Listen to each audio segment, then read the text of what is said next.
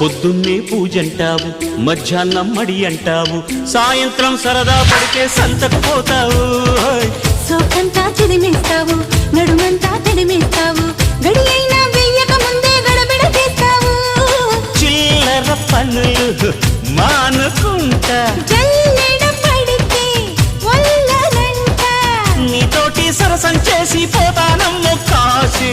నీలోని చొరవే చూసి అయ్యో దాసి, పట్టాగా నిన్నే ఎరవేసి నచ్చావే పాల పిట్ట, రుచావే కోడి పెట్ట.